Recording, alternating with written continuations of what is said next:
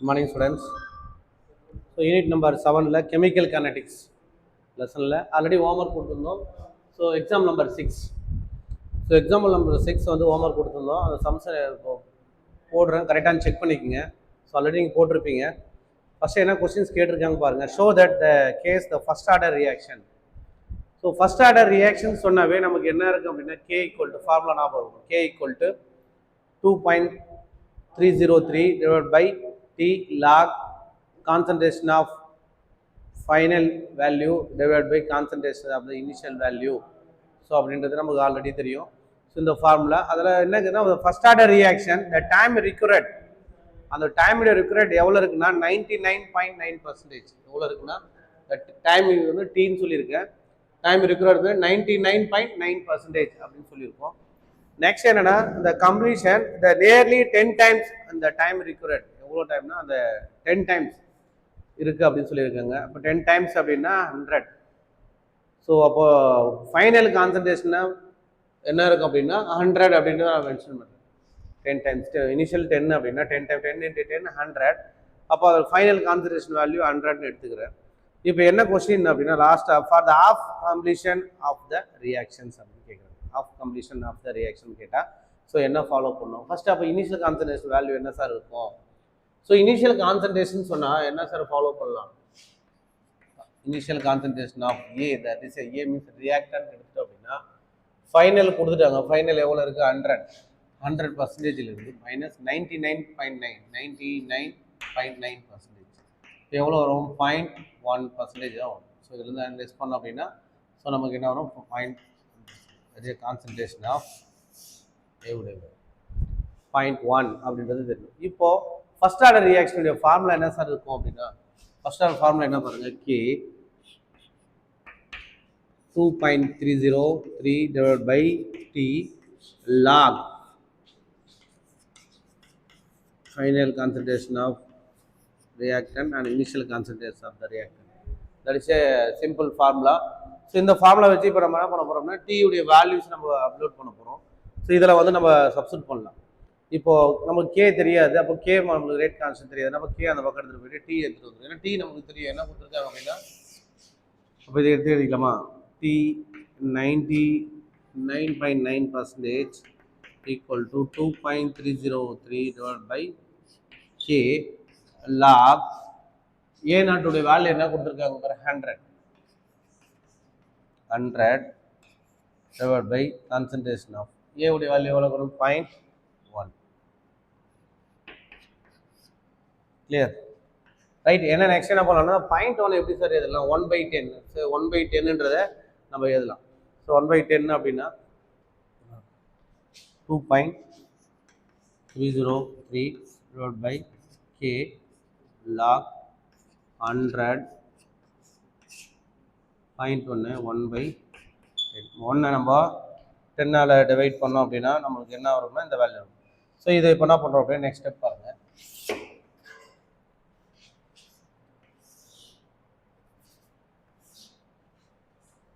T 99.9% equal to 2.303 divided by K log இது 10 வந்து மேலே போயிடுச்சு அப்படி என்ன ஆகும்னா 1000. 100 × 10 1000. கிளியரா? ரைட். ஸோ இப்போ என்ன சார் செய்யலாம் அப்படின்னு சொன்னால் ஸோ இதை வந்து இப்படி எது இல்லைன்னா இந்த மாதிரி எழுதலாம். T 99.9 equal to 2.303 divided by K log 10 cube. 10 tens are 100, 100 tens are 1000. 10 cube எழுதலாம். ஸோ நெக்ஸ்ட் எழுதும்போது T 99.9 equal to 2.303 divided by K log தெரியும் இந்த log 10 base 10 உடைய வேல்யூ 1ன்னு தெரியும். ஸோ நம்ம முன்னாடி இருந்த இது இங்கே எடுத்துகிட்டு வந்துச்சு 3 log. ஸோ இங்கே எதுவுமே இல்லைனா கே 10 இருக்குன்னு அர்த்தம். 3ன்னு எடுத்துப்போம். அப்போ log 10 base 10 உடைய வேல்யூ 1ன்னா அப்போ 3 log. அப்போ இங்கே என்ன 3 log. அப்போ 3 × 1 equal to 3. இதோட வேல்யூ 1ன்னு சொல்லும் போது அப்போ 3 × 1 3. Therefore T 99.9% equal to 2.303 divided by K 3. இது வந்து வேல்யூ நம்ம ஃபைண்ட் அவுட் பண்ணியிருக்கோம். நெக்ஸ்ட் என்ன அப்படின்னா இதனுடைய கேவுடைய வேல்யூ தான் நமக்கு தெரியாது. அப்போ கேவுடைய வேல்யூ தெரியாது அப்படின்னா அப்போ என்ன செய்யலாம் சார் அப்படின்னா நம்ம கொஸ்டின் என்ன கேட்டாங்க, half life. So half life நம்ம ப்ரீவியஸ் கிளாஸில் பார்த்தோம். அதுக்கு நம்ம ஃபார்முலா என்ன இருக்குது அப்படின்னா ஜஸ்ட்டு T99%க்கு இப்போது அது ஃபார்முலா 0.696 ரைட். இப்போ எஸ் என்ன இருக்குது அப்படின்னா இதனுடைய வேல்யூஸ் இருக்குல்ல, இந்த 3ஐ நம்ம இதால் மல்டிபிள் பண்ணிக்கலாம். அப்படியே கூட போடும் கண்டினியூ பண்ணலாம். நீங்கள் அந்த ஃபார்முலா வச்சு போடலும் கரெக்டாக தான் வரும், இல்லை நீங்கள் டேரெக்டாக இப்படி போடலும் கரெக்டாக தான் இருக்கும். இப்போ எப்படி மல்டிபிள் பண்ணுங்க பார்க்கலாம். 2.303 into 3 3 3s are 9 0 3 3s are 9 2 3s are 6. Okay, 6.909 multiply பண்ண இந்த வேல்யூ வருதா 6.909 divided by k. நீ ஆஃப் லைஃப் பீரியட் ஃபார்முலா வச்சு போட்டாலுமே உனக்கு கரெக்டாக தான் வரும். இப்போ நெக்ஸ்ட் என்ன அப்படின்னா இதனுடைய பர்சன்டேஜ் லெவல் நம்ம கால்குலேட் பண்ணும்போது ஸோ இதை என்ன சார் பண்ணலாம், 6 வருது அப்படின்னா both side numerator and denominator என்ன பண்ணலாம் 10ஆல் மல்டிபிள் பண்ணலாம். 10ஆல் நீ மல்டிபிள் பண்ணுறேன்னு வச்சுக்க டிவைட் பண்ணுறோம். ஸோ அப்போ T99.9% equal to 10 0.6932 divided by k. இது நான் ஆல்ரெடி சொன்னேன். இதுதான் வந்து என்ன ஃபார்முலானா ஆஃப் லைஃப் பீரியடுடைய ஃபார்முலா.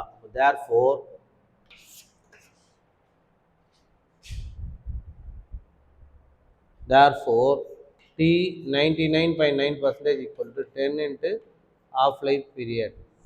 10 ஆஃப் அப்படின்ட்டு எழுதலாம். சரியா? ஸோ எதனுடைய ஆஃப்னா எவ்வளோ டைம், அப்போ டைம் ரிக்யூர்ட் தானே, அப்போ டி ஆஃப். ஸோ அப்படி தான் மென்ஷன் பண்ணலாம். நம்ம அகைன் மறுபடியும் ரிப்பீட் பண்ணுறோம் பாருங்கள். இந்த கொஸ்டின்ஸ் என்ன கேட்டாங்க அப்படின்னா ஜஸ்ட் சிம்பிள். ஆல்ரெடி நீ இதை ஃபைண்ட் அவுட் பண்ணி போட்டிருப்பீங்க, ப்ரீவியஸ் கிளாஸில் நம்ம சொல்லி கொடுத்தோம். ஜஸ்ட் என்ன ஃபர்ஸ்ட் ஆர்டர் ரியாக்ஷன் நம்மளுக்கு ஃபார்முலா தெரியும். K equal to 2.303 divided by K divided by T log final concentration of the reactant divided by initial concentration of the reactant. அப்போ அதனுடைய பர்சன்டேஜ் எவ்வளோ சார் கொஸ்டினில் கொடுத்துருக்காங்க அப்படின்னா T equal to T99.9% கொடுத்துருக்காங்க. அப்போ T99.9% போட்டிருக்கோம். Formula K log. ஸோ இந்த இடத்துல என்ன சார் அப்படின்னா நம்மளுக்கு டைம் தெரியுதுனால டைம் நான் அந்த பக்கம் எடுத்துகிட்டு போயிட்டேன். நம்மளுக்கு என்ன தெரியாது அப்படின்னா K constant. What in by K? K is a rate constant or proportionality constant. So அப்போ அந்த K உடைய ரேட் கான்ஸ்டன்ட் தெரியாதுன்னா நம்ம ரேட் கான்ஸ்டன்ட் வந்து நம்ம அந்த பக்கம் எடுத்துகிட்டு போயிடுறோம், லெஃப்ட் ஹேண்ட் சைடில் எடுத்துகிட்டு போயிடுறேன். அப்போ இதோடைய final constant value 100, initial constant value நம்ம ஃபைண்ட் அவுட் பண்ணோம். ஸோ 100லேருந்து 99.9 அவன் 10 டைம்ஸ் சொன்னதுனால 10 × 10 100. ஸோ 100லேருந்து 99.9% நம்ம லெஸ் பண்ணோம் அப்படின்னா 0.1%. அப்போது இந்த வேல்யூ வந்து இதில் சப்ஸ்டிட் பண்ணும்போது ஸோ இதை 0.1 எப்படி பண்ணலாம்னா இது மாதிரி 1/100 1/10 எழுதலாம். ஸோ இந்த 10 வந்து மேலே போச்சுன்னா 1000 ஆகிடும். 1000 எப்படி எழுதலாம் 10 × 10 × 10. ஸோ இந்த மாதிரி பிரிச்சுக்கலாம். ஸோ 10 × 10 × 10 நம்ம பிரித்தோம் அப்படின்னா என்ன வரும் அப்படின்னா 10 × 10 × 10 10 10s are 100 100 10s are 1000 1000 வந்து 1000 கியூப்னு எழுதலாம். 10 கியூப்னு எழுதலாம். 10 கியூப்னு எழுதும்போது 3 log 10 எழுதும்போது log 10 பேஸ் 10 வேல்யூ 1. அப்போ log 10 பேஸ் 10 வேல்யூ 1 அப்படின்னா இங்கே என்ன 1 3 × 1 3. அப்போ ஆன்சர் 3. இப்போ இதை என்ன செய்யணும்னா இதால் மல்டிபிள் பண்ணிக்கலாம். நீ டேரெக்டாக வந்து half life period formula mention பண்ணிவிட்டு போட்டாலும் உனக்கு ஆன்சர் கரெக்டாக தான் வரும். இல்லை இந்த மெத்தடில் நம்ம போடுறோம்னா இப்படி கரெக்டாக தான் வரும். இப்போ 2.303 மல்டிபிள் பண்ணோம் அப்படின்னா 3 3s are 9 0 அப்படியே இருக்குது. 3 3s are 9 2 3s are 6. ஓகேவா? அப்போ 6.909 அப்படின்ற வேல்யூஸ் மென்ஷன் பண்ணியிருக்கோம். ரைட். அப்போ T99.9% value 6.909 divided by K. இப்போ இதனோட வேல்யூ நான் என்ன செய்கிறேன் அப்படின்னா நியூமரேட்டர் அண்ட் டினாமினேட்டர் ரெண்டு சைட்லையுமே வந்து பார்த்தீங்கன்னா இதை நான் என்ன பண்ணோம் ஆஃப் லைஃப் பீரியடாக சேஞ்ச் பண்ணும்போது இதை டிவைட் பண்ணுறேன். நான் 6.909 நம்ம 10ஆல் டிவைட் பண்ணுறோம் அப்படின்னா ஸோ போத் சைடு ரெண்டுமே வந்து டிவைட் பண்ணலாம். ஸோ டிவைட் பண்ணும்போது நமக்கு என்ன 99% வரும்போது ஆட்டோமேட்டிக்காக என்ன ஆகுதுன்னா 10. இப்போ 10 T ஆஃப். ஸோ இது என்ன ஃபார்முலா 0.6932 வந்து 32K இது என்ன இருக்கும்னா ஆஃப் லைஃப் பீரியடுடைய ஃபார்முலாவாக இருக்கும். ஸோ ஆஃப் லைஃப் பீரியட் நம்ம ஆல்ரெடி ஃபார்முலா பார்த்தோம்ல, ஞாபகம் இருக்கா பாருங்கள். ஆஃப் லைஃப் பீரியடில் நம்ம ஒரு ஃபார்முலா பார்த்தோம். T ஆஃப் ஈக்குவல் டு இங்கே எழுதுற பாருங்க, போட்டு தெரியுதா? ஸோ இங்கேயே எழுதுற பாருங்க.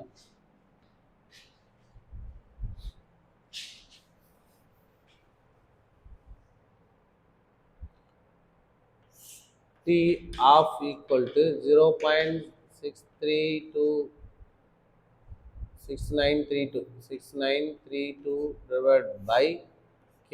இதுதான் வந்து T of எடுத்தோம். ஸோ அப்போ இந்த இடத்துல நம்ம டிவைட் பண்ணும்போது 10ஆல் டிவைட் பண்ணால் 10 into T of, இது வேல்யூ T ஆஃப்னு வருது. ஸோ அதான் T 99.9 equal to 10 T off அப்படின்னு 10 T 1/2.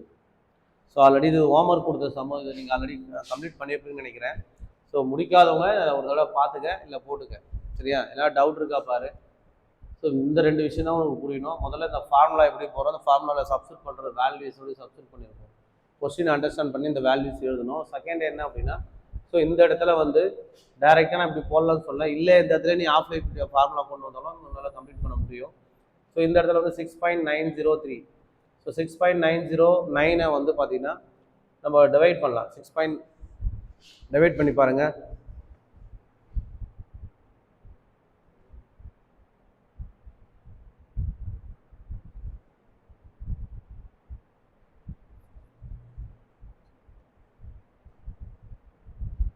Six point 6.903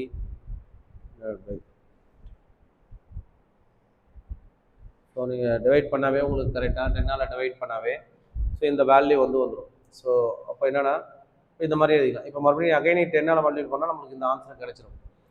ஓகேவா? அப்போ டிவைட் பண்ணி நம்ம 10ஆல் மல்டிபிள் பண்ணோம்னா ஆன்சர் கிடைச்சிடும். ரைட். அப்போ இந்த இடத்துல வரும்போது T ஆஃப் இருக்கு. ஏன்னா நம்மளுக்கு 10 டைம்ஸ் தான் அவங்க சொல்லியிருக்காங்க போத் சைடு. அப்போ டோட்டலாக அவங்க கொஸ்டின் கேட்டது, அந்த கொஸ்டினில் நம்ம டிவைட் பண்ணுறோம். என்ன கொஸ்டின் கேட்டாங்க, ஒரு ஃபைனலாக என்ன கேட்டிருக்காங்க அப்படின்னா, இந்த nearly 10 times the time required half life completion அப்படின்னு சொல்லிட்டாங்க. சரியா? அப்போ எவ்வளோ டைம்ஸ் அப்படின்னு சொன்னால், இப்போ இது வரலாம் நம்ம ஆஃப் லைஃப் பீரியட்னு சொல்லிட்டோம். T99 equal to T half. இப்போ நியர்லி 10 times நான் சொல்லும் போது நம்மளுக்கு கரெக்டாக அந்த 10 times தான் வருது. 10 times into 6932. ஸோ இந்த வேல்யூ நம்ம வந்து 10ஆல் டிவைட் பண்ணும்போது நமக்கு 0.6932 வருது. இது வந்து half life period, T half அப்படின்னு சொல்லுவோம். ஸோ இதுதான் half life period, T half. அப்போ T99.9 = 10 T ஆஃப். ஓகேவா? கிளியரா? ரைட்.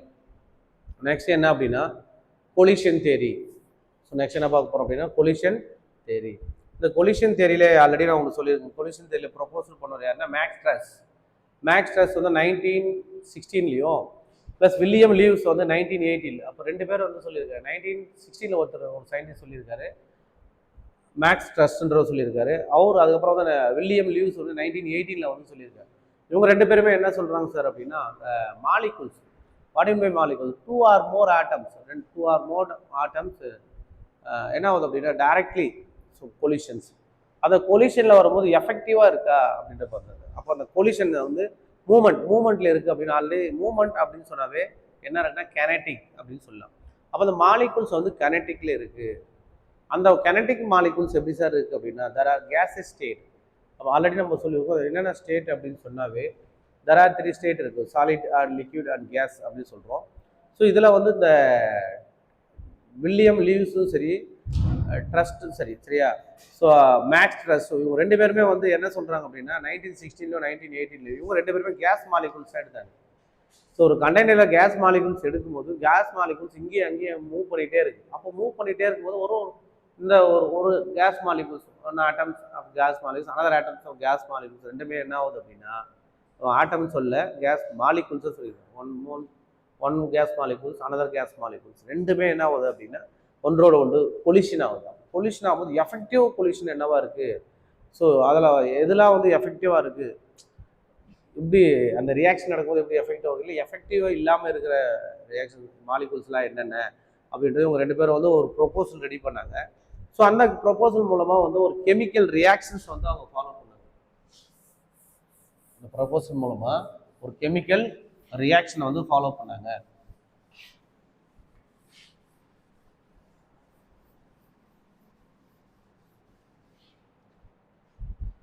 கெமிக்கல் ரியாக்ஷன், அதாவது ஒருத்தர் வந்து பார்த்தீங்கன்னா 1916லையும் ஒருத்தர் வந்து பார்த்தீங்கன்னா 1918.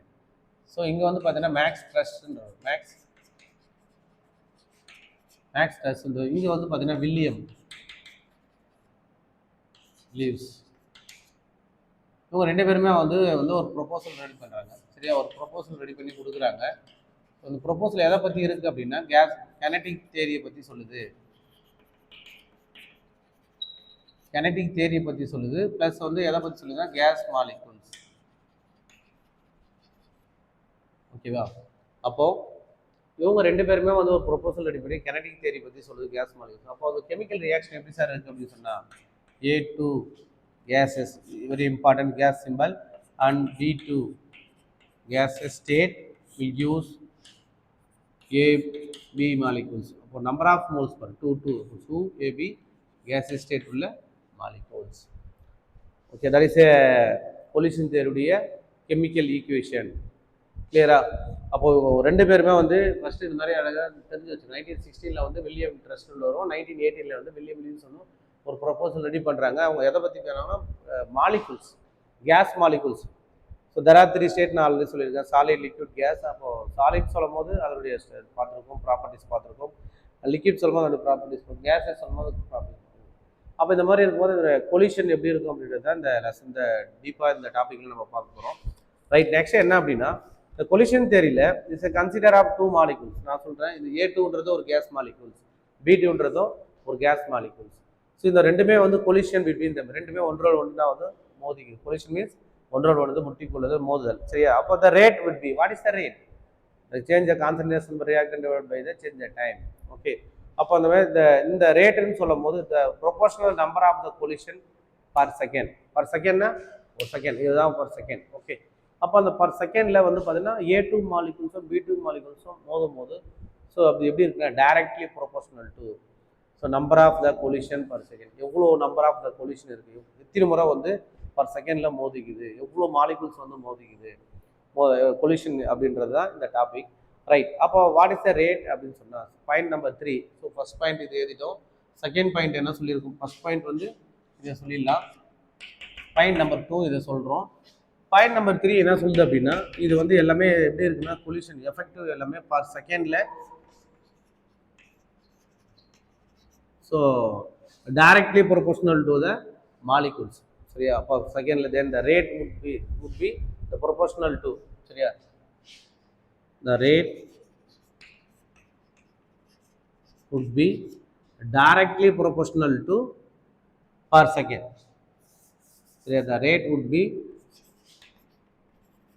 directly proportional to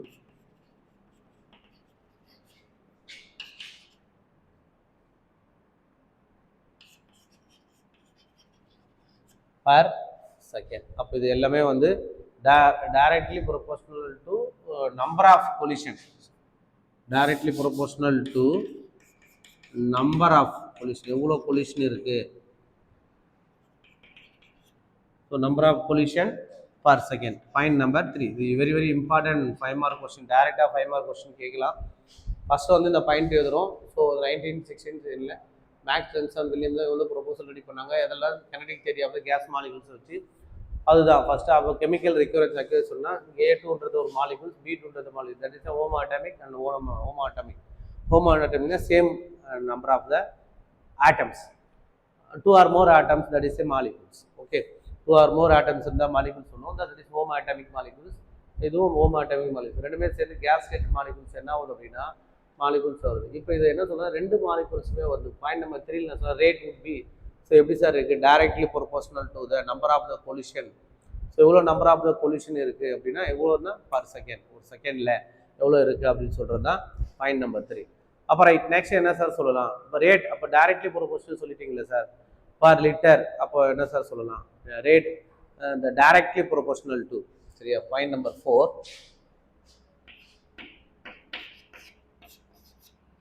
the rate.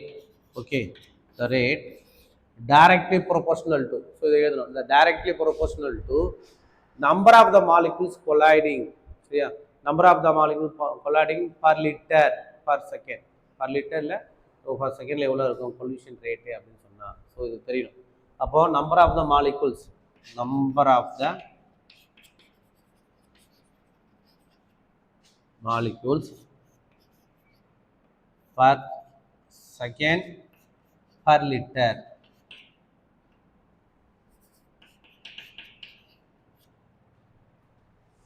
Per second, liter, R E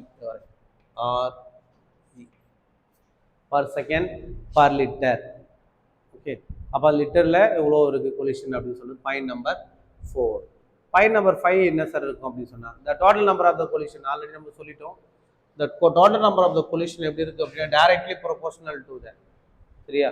அப்போ டைரக்ட்லி ப்ரொபோஷனல் டு எதுக்கு சார் இருக்கும் அப்படின்னு சொன்னால் ரேட் அப்படின்னு சொன்னால் அந்த collision rate equal to. So இதை நோட் பண்ணிக்கோங்க. So point number 1, point number 2, point number 3 அண்ட் பாயிண்ட் நம்பர் 4. பாயிண்ட் நம்பர் 5 எப்படின்னா the rate directly proportional to. The rate எது சார் இருக்கு அப்படின்னா directly proportional to concentration of the A2 molecules and concentration of the B2 molecules. That is a reactant. அப்போ இந்த ரேட்டுன்னு சொல்லும் போது நம்ம எது சார் சொன்னோம் அப்படின்னா பர் செகண்ட்ல எவ்வளோ இருக்குன்னா கொலிஷன். அப்போ இந்த இடத்துல என்ன எழுதலாம்னா கொலிஷன் ரேட். கொலிஷன் ரேட் ரேட்டுன்னு அப்புறம் கொலிஷன் ரேட் அப்படின்றத நம்ம மென்ஷன் பண்ணணும். கிளியரா? ரைட். நெக்ஸ்ட் பாருங்க, the collision rate எதுக்கு அப்புறம் the collision rate equal to, therefore the collision rate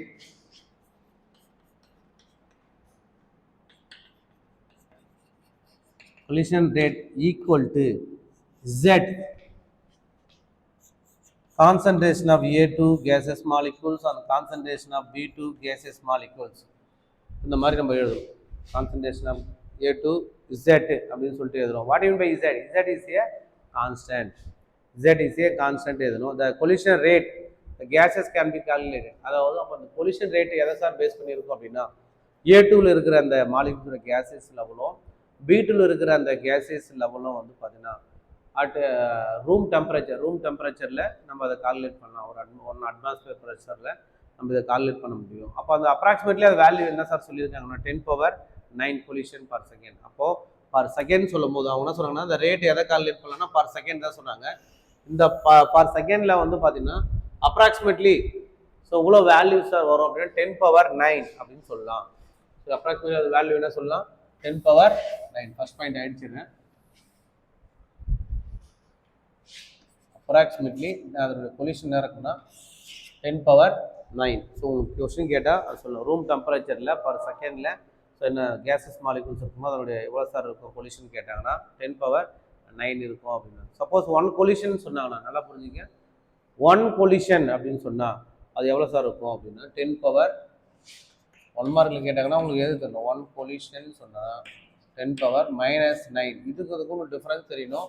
so நான் சொல்கிறேன் ஃபர்ஸ்ட் ஒன்று என்ன சொல்லியிருக்காங்கன்னா room temperature each molecules and ஒரு மாலிகுல்ஸுமே வந்து பார்த்தீங்கன்னா கொலிஷன் இருக்கும்போது இதில் A2 அண்ட் B2. ஸோ இது ஒரு கண்டெய்னர் வச்சுப்போம். இது A2 கண்டெய்னர் எடுத்துக்கோங்க. ஸோ இது வந்து B2 கண்டெய்னர் எடுத்துக்க. இந்த 2 கண்டெய்னர்லுமே வந்து கொலிஷன் இருக்கும்போது ஈச் அண்ட் ஒரு கொலிஷனுமே டைரெக்டாக சரியா இந்த மாதிரி கொலிஷன் வந்து கேஸ் மாலிகுல்ஸ் வந்து இருக்குது அப்படின்னா ஸோ இதில் எவ்வளோ இருக்குன்னா டோட்டலாக என்ன சொல்கிறோம்னா 10⁻9 கொலிஷன் இருக்கும் அப்படின்னு சொல்லுவாங்க. ஈச் அண்ட் எவ்ரி மாலிகுல்ஸும் வந்து பார்த்தீங்கன்னா 10⁻9 இருக்கும். First point. செகண்ட் பாயிண்ட் என்ன சொல்கிறாங்க அப்படின்னா அந்த ஒரே ஒரு கொலிஷன் அப்போ ஈச் அண்ட் 1 கொலிஷன் வந்து 10⁻9 இருக்கும். அப்போ 1 கொலிஷன் எவ்வளோ சார் இருக்குது அப்படின்னா 10⁻−9. அப்போது இதுக்கு அதுக்கு டிஃப்ரென்ஸ் என்ன ஈச் அண்ட் எவரி கொலிஷன் வந்து பார்த்தீங்கன்னா 10⁻9. அப்போ இந்த ஒரே ஒரு கொலிஷன் மட்டும் இருக்கும்போது எவ்வளோ சார் இருக்குன்னா 10⁻−9 இருக்கணும். 10⁻9க்கும் 10⁻−9க்கும் ஒரு டிஃப்ரென்ஸ் கொடுத்துருக்காங்க. ஓகே புரியுதா? அது இது எல்லாமே எவ்வளோ நடக்குது இந்த ரியாக்ஷன் கம்ப்ளீட்டாக நடக்குது அப்படின்னா பர் செகண்ட் அந்த டைமில் தான் இது நடக்குது. ஓகே இது வந்து ஆக்சுவல் ப்ராக்டிஸ் வந்து டஸ் நாட் ஹேப்பன். இது வந்து அப்ராக்சிமேட்லி வேல்யூ தான் அவங்க சொல்லியிருக்காங்க. ஆக்சுவலாக வந்து அவங்க இது வந்து சொல்லலை. அப்போ சரிங்க சார் அப்போ எப்படி சார் இது எஃபெக்டிவாக நம்ம எப்படி சார் சொல்லுவோம் அப்படின்னு சொன்னால் ஃபர்ஸ்ட் ஒன்று வந்து பார்த்தீங்கன்னா இந்த ரியாக்ட் ஆஃப் ஒரு ரியாக்ஷன் இருக்குன்னு வச்சு A2 அண்ட் B2 அது 2 ரியாக்ஷனும் கொலைடிங் மாலிகுல்ஸ் மஸ்ட் பி. அதாவது கொலைடிங் அப்படின்னா இந்த ஒரு ரியாக்டர் மாலிகுல்ஸ் தனித்தனியாக இருக்குது. ஸோ இங்கே ஒன்று இருக்குது இங்கே ஒன்று இருக்குது. ரெண்டுமே வந்து பார்க்கும்போது ஸோ டயக்ராம் போட்டால் உங்களுக்கு புரியும். பாயிண்ட் நம்பர் 3ல் 2 லெஸ் பண்ணிடுறேன் பாருங்கள், எரேஸ் பண்ணிடுறேன். இப்போ என்ன அப்படின்னா இந்த மாதிரி வந்து இருக்குது. இது ஒரு கேசஸ் மாலிகுல்னு வச்சுக்கோங்க, ஏன்னு வச்சுப்போம். ஸோ இதை வந்து பார்த்து ஏ இப்படி எடுத்துக்கோங்க. ஸோ இதை வந்து பார்க்கும்போது B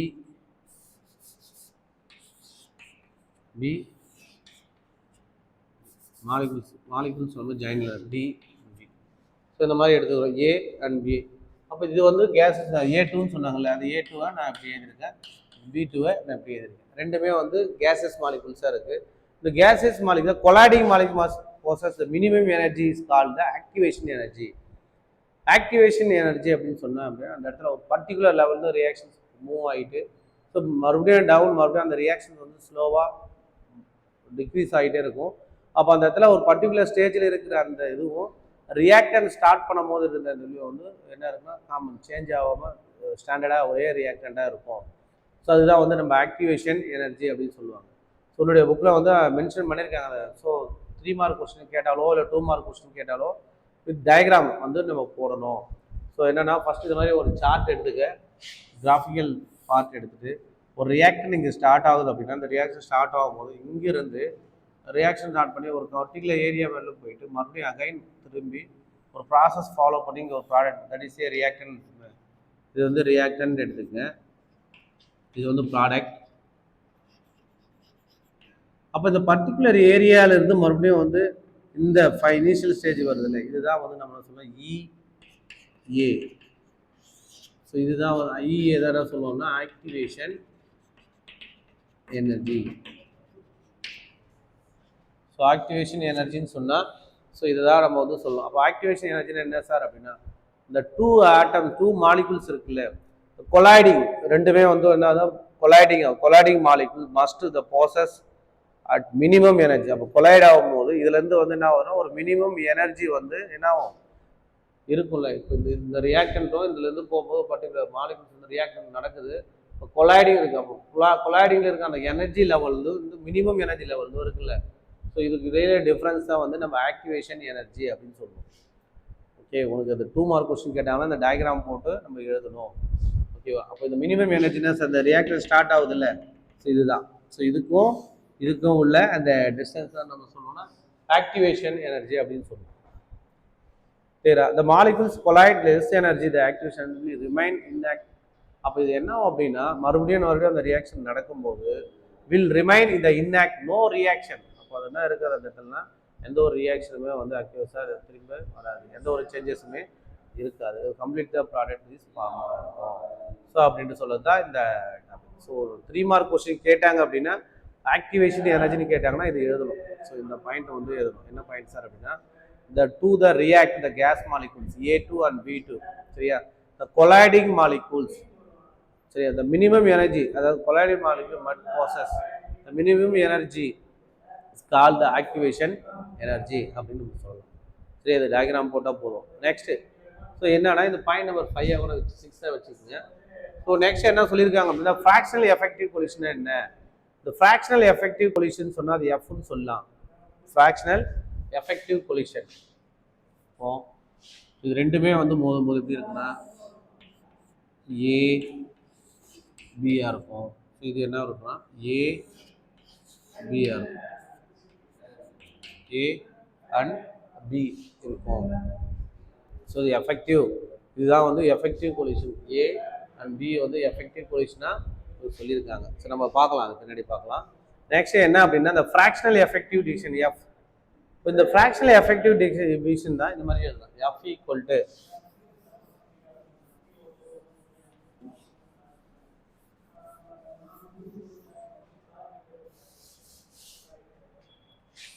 fractional division equal to e power minus EA by RT. So நமக்கு தெரியும் ஃப்ராக்ஷனல். அப்போ F மீன்ஸ் என்ன சொல்லலாம் அப்படின்னா fractional effective collision.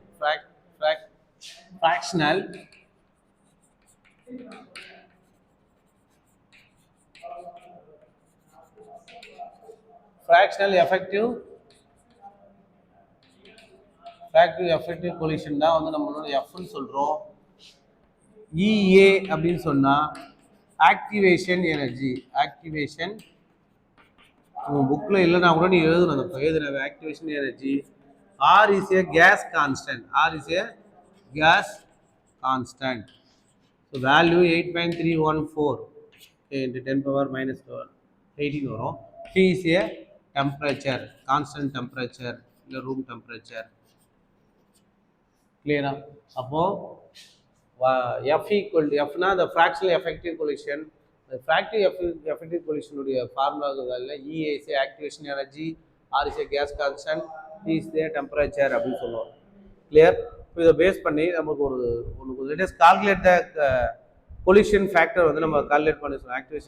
activation energy value அவங்க வந்து கொடுத்துட்டாங்க. ஸோ என்ன சார் கொடுத்துருக்காங்க அப்படின்னா ஆக்டிவேஷன் எனர்ஜி வேல்யூ EA இதுதான் activation energy value 100 kilo joule 100 kilo joule அப்படின்றத அவங்க கொடுத்துருக்காங்க. நெக்ஸ்ட் என்னன்னா அந்த டெம்பரேச்சர் அவங்க கொடுத்துருக்காங்க. டெம்பரேச்சர் என்ன கொடுத்துருக்காங்க T ஈக்குவல் டு 300 K அப்படின்னு சொல்லிட்டாங்க. ஓகேவா? டெம்பரேச்சரும் கொடுத்துட்டாங்க. நெக்ஸ்ட் R உடைய வேல்யூ நம்ம சொல்றோம் 8.314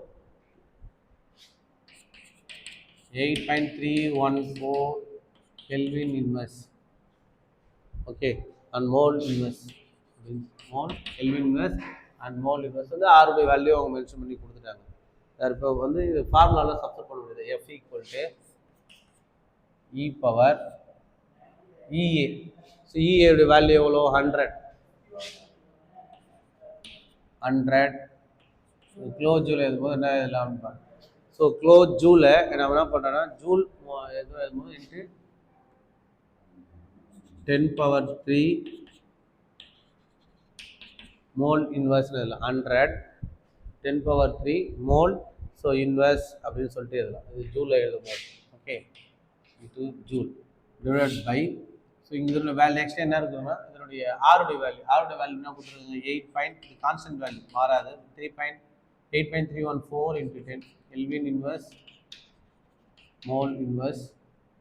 நெக்ஸ்ட் என்ன வேல்யூ கொடுத்துருக்காங்க பாருங்கள் T உடைய வேல்யூ அவங்களே கொடுத்துருக்காங்க இன்ட்டு 300 கெல்வின். ஸோ என்ன பண்ணலாம் பாருங்கள் இந்த 20க்கு இந்த 20 கேன்சல் பண்ணிடலாம். ஸோ அதில் மேலே 1000 இருக்கா F equal to 10 into 10 1000 divided by 8.314 into 3 joule mole inverse into Kelvin inverse mole inverse Kelvin. So இதுதான் வேல்யூ இருக்குது. ஸோ இதோட பவர் E. therefore இதோட வேல்யூ எப்படி இருக்கா E பவர் -40. இது E பவர் -14 வந்தாவே இதோட வேல்யூ நோட்டில் ஒன்று கொடுத்துருப்பாங்க. என்னென்னா E பவர் 14 வந்தாவே 10 பவர் -18. ஸோ அப்படின்ற வேல்யூ வந்து நோட்டில் கொடுத்துருப்பாங்க. இப்போ இவ்வளோ ஒரு எஃபெக்டிவ் அப்படின்னா 4 அப்படின்னு என்ன சார் அப்படின்னா 4 into 10 power 18. therefore the collision factor value 4 into 10 power -18.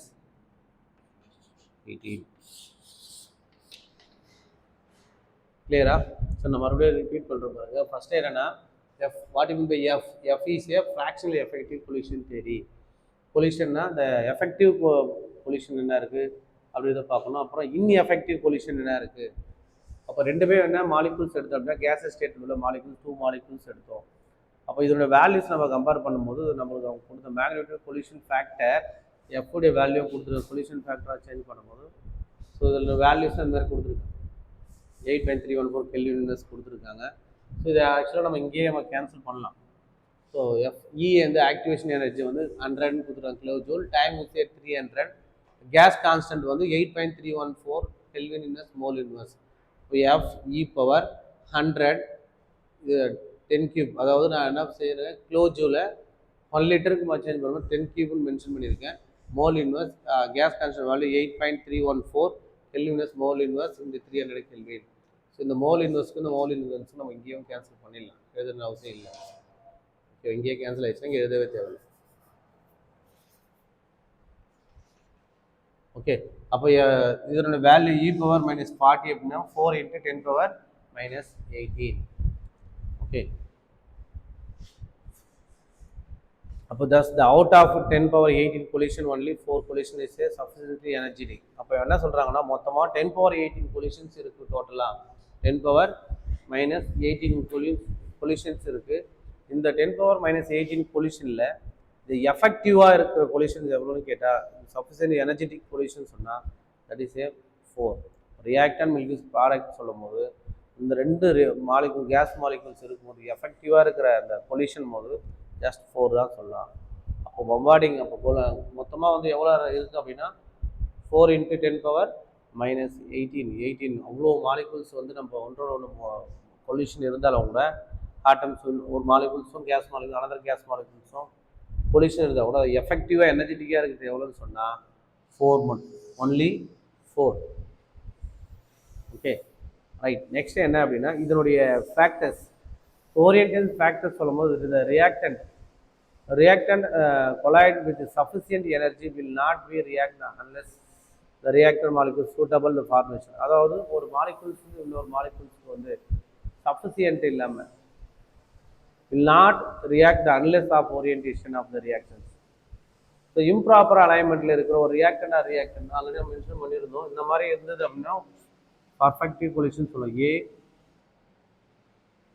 A that is a gas molecules A plus B gas molecules and B gas molecules. இது பர்ஃபெக்டிவ்னா A and B, A and B. So இது வந்து perfective அப்படின்னு சொன்னோம். Proper alignment இது effective pollution of the product அப்படின்னு சொன்னால் இது சொல்லலாம். Okay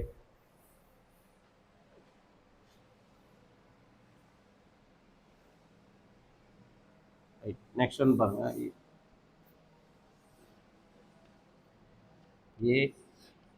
A plus B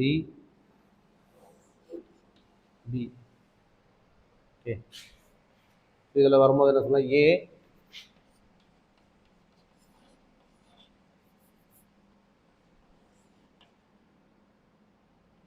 B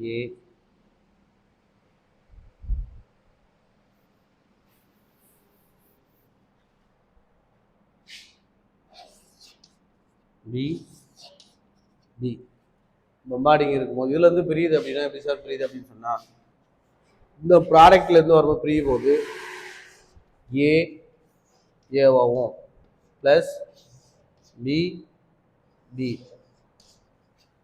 மாலிகுல்ஸாக இருக்குது. இந்த ரியாக்டன் அகைன் நம்ம என்ன ரியாக்டன் இங்கே ஃபாலோ பண்ணமோ ஸோ அதே தான் மறுபடியும் என்ன இருக்குன்னா அந்த ரியாக்டண்ட்டாக தனி ப்ராடக்ட்மாக ஃபார்ம் ஆகிருக்கு. ஓகேவா? இதை தான் வந்து சொல்கிறாங்க இந்த colloid with the sufficient energy இருக்கிற ரியாக்டன்ட் வந்து இது சொல்லலாம்.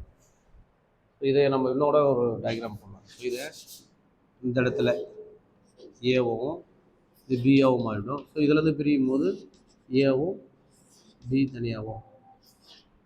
இங்கே ஏ பி கிளியரா? ரைட்.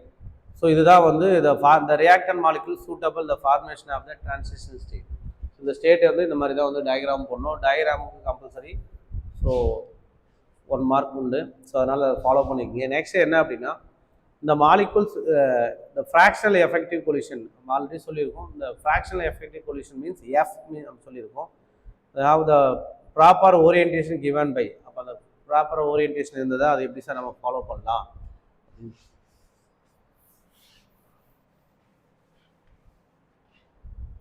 ஃப்ராக்ஷனல் அப்படின்னு சொன்னவே ரேட்.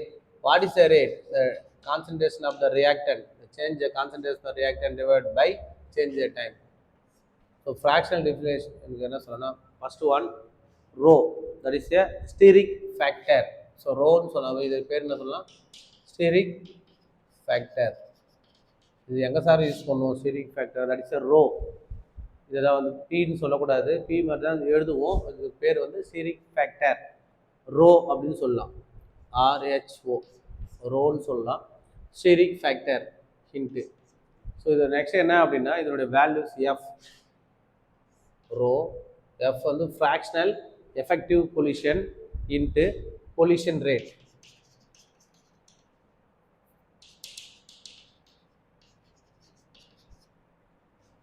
ஃபர்ஸ்ட் நம்ம ஆல்ரெடி நம்ம இது எல்லாமே பார்த்துட்டோம்.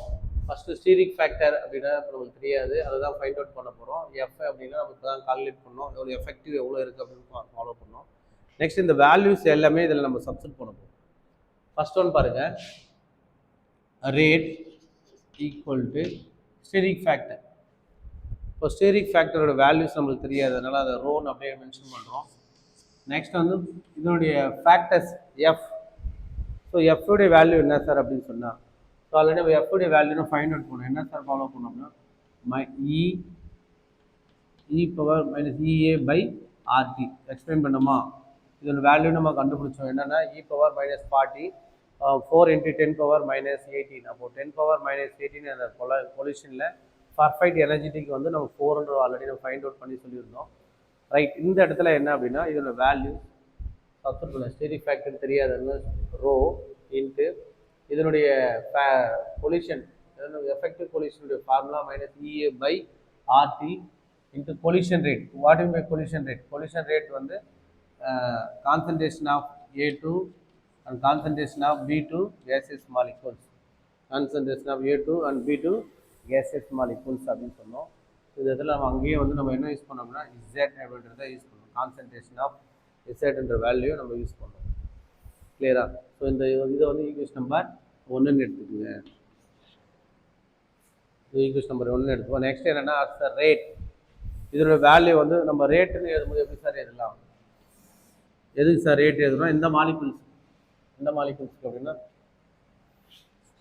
A2 ப்ளஸ் B2 இது கேஸஸ் ஸ்டேட்டில் இருக்குது, இது கேஸஸ் ஸ்டேட்டில் இருக்குது, B2 2AB சொன்னால் இதுக்கு ரேட் எப்படி எழுதலாம்? Rate equal to concentration of the reactant. இப்போ கான்சன்ட்ரேஷன் ஆஃப் த ரியாக்டன்ட் சொன்னால் K is a rate constant or proportionality constant. K is the rate constant or proportionality constant. Concentration of the reactant A2 gas molecules and concentration of the reactant B2 gas molecules. Clear? இதை வந்து equation number 2ன்னு எடுத்துப்போம். இதே equation number 2. First ஒன்று equation number 1ன்னு எடுத்துருக்கேன். So இந்த value எல்லாமே நம்மளுக்கு தெரியும். ஸ்டீரிக் ஃபேக்டர் மட்டும் தான் இந்த ஸ்டீரிக் ஃபேக்டர் இதுதான் சிம்பிள் தான் வந்து என்ன யூஸ் பண்ணியிருக்குன்னா ரோன்றதை மென்ஷன் பண்ணியிருக்கு. கிளியரா? ரைட், நெக்ஸ்ட் இது what by K is rate constant or proportionally constant. இப்போ என்ன பண்ணுவோம்? Comparing equation number 1 and 2. So ரெண்டுத்துமே நான் கம்பேர் பண்ணுறேன். இந்த ரெண்டு ஈக்குவேஷனுமே நான் கம்பேர் பண்ணும்போது முதல்ல K is a rate constant எழுதிட்டேன்.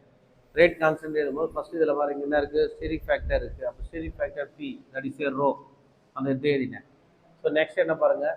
இந்த A2 மாலிகுல்ஸும் B2 மாலிகுல்ஸ் ரெண்டுமே என்ன ஆகிடும்? ஸோ இந்த இதுக்கும் கம்பேர் பண்ணி இது ரெண்டுமே என்ன ஆகிடும்? கேன்சல் ஆகிடும். Right, okay. அப்போ பேலன்ஸ் என்ன சார் இருக்குன்னா Z இங்கே என்ன இருக்கு? இ power minus E a by RT. கிளியரா? ஸோ இதுதான் வந்து எதனுடைய ஃபார்முலான்னா இது பொல்யூஷன் தியரி அப்படின்னு சொல்லி கேட்டாங்க அப்படின்னா டைரக்ட் 5 மார்க் கொஸ்டின். ஸோ உங்களுக்கு பார்க்குறதா வந்து ரொம்ப பெருசாக இருக்கும். Very simple. ஓகே, ஃபஸ்ட்டு என்ன பண்ணோம் அப்படின்னா அந்த கேசஸ் மாலிகுல்ஸ் யார் எந்த சயின்டிஸ்ட் 2 பேர் எழுத போகிறோம். சயின்டிஸ்ட் 2 பேர் எழுதுனதுக்கப்புறம் என்ன அப்படின்னா கேஸ் மாலிகுல்ஸ் இருக்குது, 2 மாலிகுல்ஸ் இருக்குது. அது ரெண்டுமே வந்து கெனடிக் ஏரியா மூவ்மெண்ட்டில் இருக்குது அப்படின்னு சொன்னாங்க. மூவ்மெண்ட்டில் இருக்கும்போது அது எஃபெக்டிவ் பொல்யூஷன் என்ன இருக்குது, இன்எஃபெக்டிவ் பொல்யூஷன் என்ன இருக்குது அப்படின்றத நம்ம ஐடென்டிஃபை பண்ணணும். ஸோ அப்படி எழுதும்போது என்ன அப்படின்னா அந்த மாலிகுல்ஸ் ரெண்டுமே கேஸ் மாலிகுல்ஸ் இருக்கும்போது ரேட் வந்து எதுக்கு சார் டேரெக்டாக இருக்குது அப்படின்னு சொன்னால் number of the molecules colliding per litre 1 லிட்டருக்கு வந்து எவ்வளோ நம்பர் ஆஃப் கேசஸ் மாலிகுல்ஸ் வந்து கொலைடிங்கில் இருக்குது அப்படின்னு நம்ம பார்க்குறோம். அப்போ collision rate directly proportional to இந்த collision rate directly proportional to reactant அப்படின்னு சொல்லலாம். அவள் எவ்வளோ நேரத்தில் நடக்குது ரியாக்டன் தான் பர் செகண்ட் அப்படின்னு சொல்லுவோம். அப்போ collision rate directly proportional to reactant cases molecules A2 and reactant cases molecules B2. அப்போ collision rate equal to K Z அப்படின்றத அவங்க யூஸ் பண்ணுறோம். Z மீன்ஸ் ரேட் கான்ஸ்டன்ட் அப்படின்னு நம்ம Z மீன்ஸ் கான்ஸ்டன்ட் சொல்லிட்டோம். அப்போ இந்த இடத்துல கான்ஸ்டன்ட் சொல்லும்போது அட் ரூம் டெம்பரேச்சரில் சரி 1 அட்மாஸ்பியர் ப்ரெஷரில் கெனடிக் தியரி மாலிகுல்ஸ் வந்து மூவ் ஆகும்போது என்ன sir each and every molecules வந்து எவ்வளோ பொல்யூஷன் இருக்குன்னா 10⁻⁹ சொன்னோம். இப்போது அந்த 10⁻⁹ ஈச் அண்ட் எவரி மாலிகுல்ஸ் சொல்லும்போது அப்போ ஒரே ஒரு பொல்யூஷன் மட்டும் எவ்வளோ அப்ராக்சிமேட்லி வேல்யூ இருக்குன்னு சொன்னால் பர் செகண்டில் 10⁻⁹ டிஃப்ரென்ஸ் பண்ணோம். அந்த 10⁻⁹ 10⁻⁹ அந்த டிஃப்ரென்ஸ் பண்ணியிருக்கோம். நெக்ஸ்ட் என்ன அப்படின்னா இதை வந்து ஃப்ராக்ஷனல் எஃபெக்டிவ் டிஸ்டிலேஷன் பண்ணதுக்கு முன்னாடி ஒரு ஆக்டிவேஷன் எனர்ஜி என்ன அப்படின்னு பார்த்தோம். வாட் இஸ் பை ஆக்டிவேஷன் எனர்ஜினா ஒரு ரியாக்ஷன் நடக்குதுன்னா அந்த colliding molecules must process minimum energy is call. அப்போ கொலைடிங் அப்படின்னா ரெண்டும் வந்து ஒன்றோட ஒன்று 2 மாலிகுல்ஸ் வந்து ஜாயினிங் டுகெதர் இருக்கும்போது இந்த எனர்ஜி வந்து அது இந்த எனர்ஜி லெஸ் எனர்ஜி தான் வந்து ஆக்டிவேஷன் எனர்ஜி அப்படின்னு சொல்லுவோம்.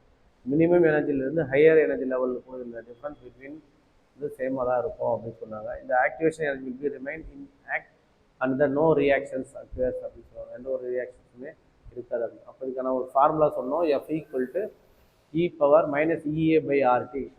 சரியா? ஸோ அதுதான் இந்த இடத்துல நம்ம எழுதிருக்கு. ஸோ அதுதான் என்ன சொல்கிறோம் அப்படின்னா factor. What is factor? Fractional effective collision. அந்த ஃப்ராக்டிவ் எஃபெக்டிவ் கொலிஷன் நம்ம பார்த்தோம். அந்த ஃப்ராக்டிவ் எஃபெக்டிவ் கொலிஷன் அப்புறம் ரெண்டு ஈக்குவேஷன்ஸ் வந்து நம்ம சப்ஸ்டிட் பண்ணணும். ஸோ ரெண்டு ஈக்குவேஷன் ஃப்ராக்ஷனல் அந்த ஸ்டீரிக் ஃபேக்டர்ன்றதை இங்கே நம்ம ஐடென்டிஃபை இங்கே வந்து நம்ம சொல்கிறோம். இந்த ஸ்டீரிக் ஃபேக்டர் தான் வந்து ரோ அப்படின்னு சொல்லுவோம். பீன்னு சொல்லக்கூடாது, இதை ரோன்னு சொல்கிறோம். இந்த rate equal to rho into என்ன சொல்கிறோம் அப்படின்னா அந்த ஃப்ராக்ஷனல் எஃபெக்டிவ் கொலிஷன், இந்த கொலிஷன் ரேட். இப்போ கொலிஷன் ரேட் ஆல்ரெடி தெரியும். Collision rate equal to Z A2 and B2. A2 the concentration of reactant molecules and the concentration of reactant gases molecules. அப்போ இது ஒரு வேல்யூ தான் வந்து நம்ம முன்னாடி ஃபைண்ட் அவுட் பண்ணோம். இது அப்படின்னா e power minus 40 4 into 10 power minus 80ன்றது சொன்னோம். அதில் வந்து எனர்ஜெட்டிக் கொலிஷன் சொன்னால் 4 சொல்லியிருக்கோம். அதை பார்த்துருக்கோம். அப்போ rate equal to K. So ரெண்டு ஈக்குவேஷனுமே நான் வந்து என்ன பண்ணுறேன், கம்பேர் பண்ணுறேன். கம்பேர் பண்ணுறது எனக்கு ரேட் கான்ஸ்டன்ட் தேவை. அதனால் ரேட் கான்ஸ்டன்ட் இந்த பக்கம் எடுத்துகிட்டு வந்துட்டு இந்த ரெண்டு கேஸஸ் மாலிகுலும் கேன்சல் பண்ணிடுவோம். A2 B2 இது கேன்சல் ஆகிடுது. அப்போ ஸ்டீரிக் ஃபேக்டர் பி இசட் அப்படியே எடுத்து எழுதியிருக்கேன். ப்ளஸ் என்ன இருக்குன்னா இஏ மைனஸ் ஆர்டி அப்படின்றத மென்ஷன் பண்ணேன். That is A collision theory. கிளியரா? ஸோ இன்றைக்கே இந்த தியரியை வந்து படிச்சிருங்க, அண்டர்ஸ்டாண்ட் பண்ணிக்கோங்க. ஸோ புரியல அப்படின்னா எனக்கு கேளுங்க. சரியா? Thank you students.